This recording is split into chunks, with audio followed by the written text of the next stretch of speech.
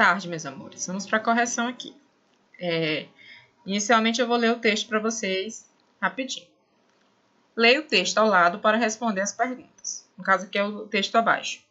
Imagem de homem tomando banho em fossa horroriza currais novos e ganha repercussão no estado. Então, a gente vê aí o homem tomando banho em uma fossa, que a gente sabe que é aquela fossa séptica, né, onde são destinados os dejetos, esgoto, etc.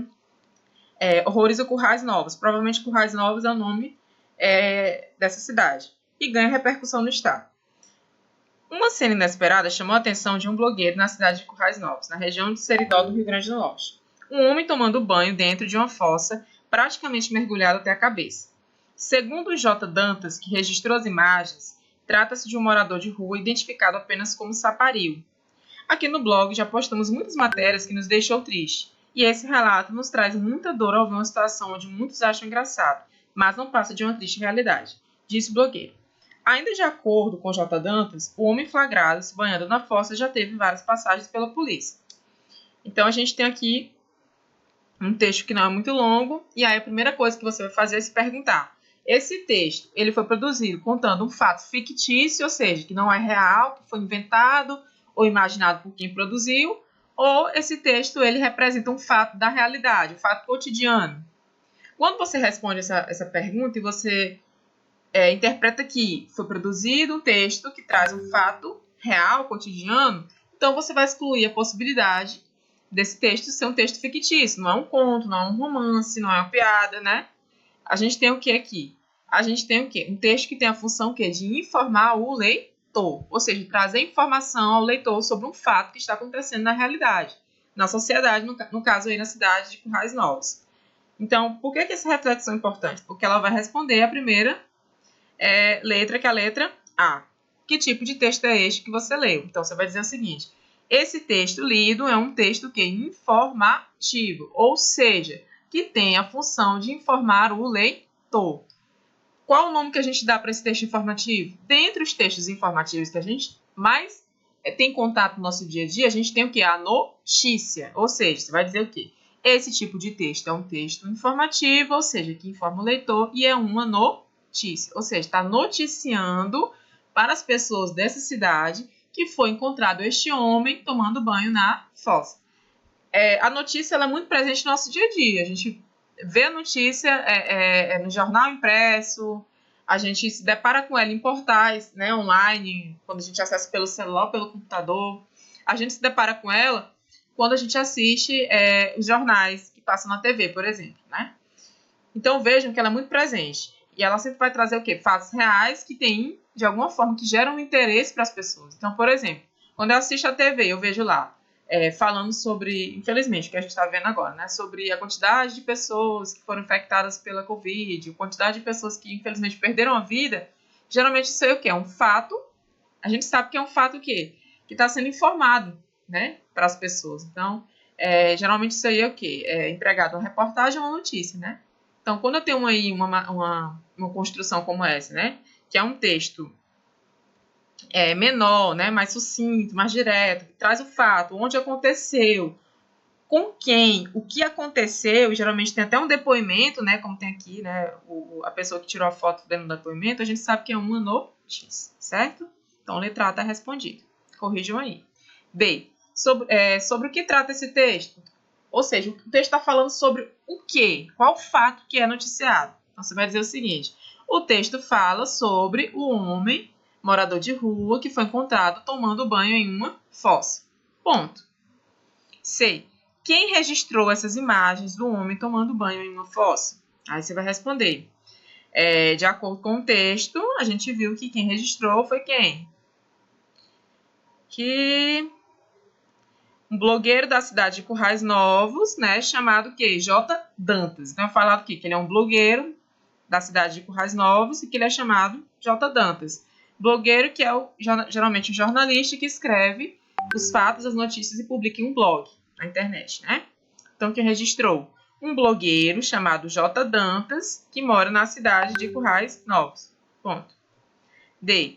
Retire um substantivo próprio desse texto. Substantivo próprio. Substantivos que vão se referir a seres de uma forma específica, isolando eles e destacando eles de uma coletividade. Por exemplo, Ravena, né? Ravena é meu nome, né? É um substantivo próprio porque ele me especifica, me delimita, né? Me destaca dos demais. Eu tenho uma Ana, eu tenho uma Ravena, eu tenho uma Cláudia, eu tenho uma Socorro, que são nomes próprios. Assim como eu quero, por exemplo, comparar uma palavra que é geral com uma palavra cidade, né? Que ela vai se referir a várias extensões territoriais que têm algo em comum em relação à organização e são chamadas de cidade, né? Então eu tenho Teresina, eu tenho Campo Maior, Piripiri, eu tenho Belo Horizonte, né? Mas quando eu vou... isso porque elas são cidades, então eu posso chamar cada uma delas de cidade. É um substantivo comum porque eu posso chamar Teresina de cidade, eu posso chamar Campo Maior de cidade, etc. Mas quando eu pego só o nome próprio, é o nome que especifica e diz qual é essa cidade, tá? Determinando quem é ela, especificando-a, né? Destacando-a, né? Então, quando eu falo Teresina, é um substantivo próprio. Quando eu falo Campo Maior, é um substantivo próprio. Ravenna, Brasil, né? E dentre outros nomes que vão particularizar, especificar o substantivo, dando o nome de forma mais própria, né? Menos geral. Então, um exemplo que a gente pode citar aqui é, por exemplo, passei aqui para algo que não tem nada a ver. Então, a gente olhando aqui no texto, a gente tem um exemplo aqui, Currais Novos, né?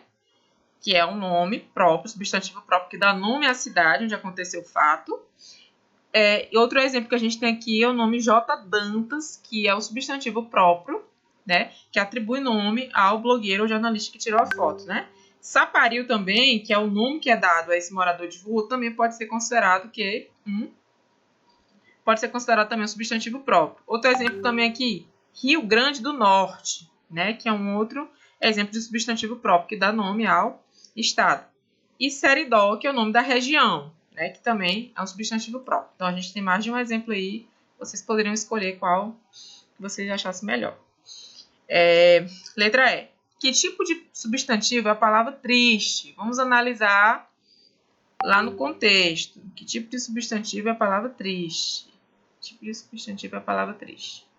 Vamos voltar aqui para o texto. Uma cena inesperada chamou a atenção de um blogueiro na cidade de Currais Novos, na região Seridó do Rio Grande do Norte. Um homem tomando banho dentro de uma fossa, praticamente mergulhado até a cabeça. Segundo J. Dantas, que registrou as imagens, trata-se de um morador de rua identificado apenas como Saparil. Aqui no blog já postamos muitas matérias que nos deixou triste. E esse relato nos traz muita dor ao ver uma situação onde muitos acham engraçado. Gente, olha, nesse enunciado aqui, que fala que tipo de substantivo é a palavra triste, eu acredito que esse enunciado ele foi elaborado de uma maneira não muito adequada. Aí eu vou pedir que vocês não respondam a letra E, tá bom?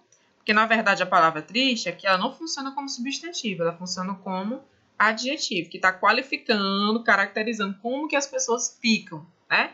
Então, aqui no caso, seria considerado um adjetivo, porque está caracterizando as pessoas, como é que elas ficam, qualificando elas. E quem tem esse papel de qualificar ou caracterizar não é o substantivo, e sim o adjetivo. Então, essa letra E ela foi elaborada de uma maneira equivocada, tá bom? Então, façam até a correção aí, né?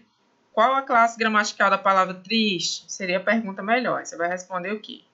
Que a palavra triste é um adjetivo, pois está caracterizando ou qualificando as pessoas, né? Como as pessoas ficam. Terceiro, leia a tirinha abaixo e responda. Então, essa tirinha, é importante vocês também sempre lidarem com as tirinhas, porque elas são gêneros textuais muito importantes que misturam tanto a linguagem verbal quanto a linguagem não verbal. Então, tem uma imagem, as imagens, que são a linguagem não verbal, e eu tenho os balões de fala, que representam a linguagem verbal. Então, a gente tem aqui a tirinha do Recruta Zero. Tem assim, estou com gripe aviária. Não, começa assim. O que está sentindo? Estou com gripe aviária. E aí ele pergunta, né? O que ele está sentindo? Né? Medo de saltar de paraquedas de um avião. Aí ele fica olhando assim, porque essa não é a expectativa, né? Ele diz que está com gripe aviária, ele pergunta o que ele está sentindo. Ele diz que está sentindo medo de saltar de paraquedas de um avião.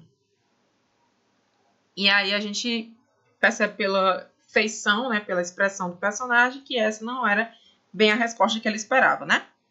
Então, o que ele está falando aqui? Só um momentinho. Então, diga um substantivo concreto presente nesta imagem. Então, um substantivo concreto são aqueles que são palpáveis, né? Aqueles em que não dependem de outros seres, entre aspas, para existirem, né? No sentido de coexistirem com esses outros seres. Então, a gente tem exemplo aí de substantivo concreto. Os próprios personagens, né? A gente tem travesseiro, tem a cama, né? São alguns exemplos de substantivos concretos. Na letra B, é pedido para... Só um momentinho. Na letra B, é pedido para que seja identificado um substantivo abstrato, né? O substantivo abstrato vai ser aquele que vai representar geralmente sentimentos, emoções, né? Ou seja, estados emocionais de um modo geral, ou algum tipo de ação que se tornou um fato, mas que ele naquele momento está isolado do substantivo. Então, como é que a gente pode identificar aqui esse substantivo abstrato? A gente pode identificar no balão de fala a palavra medo. Medo é o nome que se dá para um sentimento ou emoção, mas eu não consigo ver o medo, eu não consigo tocar no medo. Eu apenas sinto esse medo. Esse medo, de alguma forma, depende de outros seres para ele existir. Por isso, eu digo que ele é um substantivo abstrato. Ele não é palpável, ele não é visível, mas é um substantivo que existe. Certo? Então, deixa eu só analisar aqui direitinho se tem mais alguma coisa faltando. Não, então, é essa a nossa atividade.